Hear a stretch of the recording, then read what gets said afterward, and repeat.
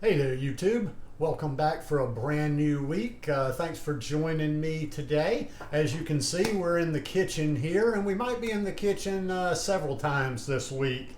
I'm just getting more, I'm showing more of my food. I'm getting into the kitchen, just kind of showing you just my day to day because people kind of want to see that. And I just want to show you the flow and let you see for yourself that I'm not putting a whole lot of time into the kitchen and making food, but there's a nice flow to it. If you'll keep the things in your house, if you'll keep staples in your house of things that you are going to make, you're going to eat, it just makes it pretty easy. And like I say, I don't have to stress over this a lot. Now I'm going to make a meal today, but I thought I would take you through it because I'm going to cook some beans this morning. People have asked. Although it's something, all you have to do is go to Google and say, how to cook dried beans. But I'm going to flavor these up a little bit, so I did decide I'd share with you. Now this is 1 pound of dried chickpeas. A pound comes out to about 1 cup of them. Or no, actually a pound comes out to 2 cups. 2 cups, I'm sorry. And what I did with these is I just soaked them overnight. I just drained that and then I rinsed them again. Now what I'm going to do here is I'm going to put in a teaspoon of this veggie base. Just kind of gives it a nice flavor. Just right in there. I'm going to take a little bit of garlic powder and I'm just going to freehand that because, you know, I don't care about going too heavy. You can't really go too heavy with garlic, but I won't get crazy with it.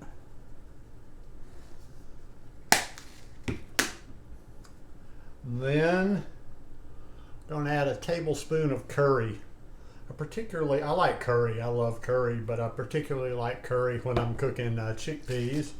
And then I'm just going to add a little bit of liquid smoke in there. Just gives it a nice little extra flavor to it.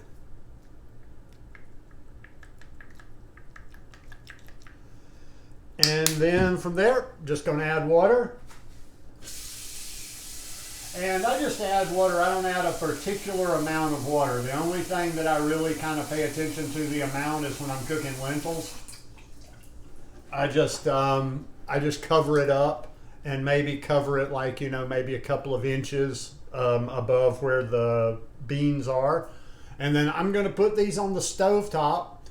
I will bring them to a boil. I got to keep an eye on them too. You don't know how many times I've boiled over on the stove, but I'm gonna keep an eye on them. And when this gets to boil, I'm gonna turn it down to just simmer, and then I'll probably leave them on for about anywhere from 45 minutes to an hour. I would say around 45 minutes you want to start checking them.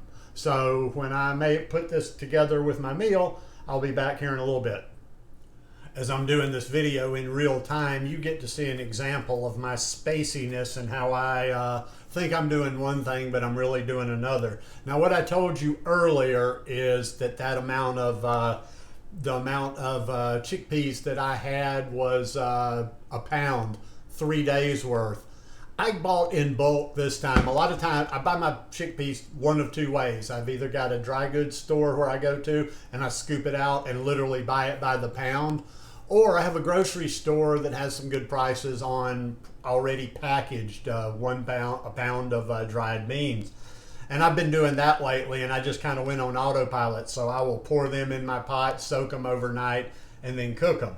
So but since I just measured them out, I just put a cup in there because I'm usually just working with 1 cup of something. So a pound of beans or chickpeas, which will last me for 3 days, is 2 cups. This is only 1 cup, so this isn't going to last me for 3 days, but that's all right. But anyhow, they turned out good.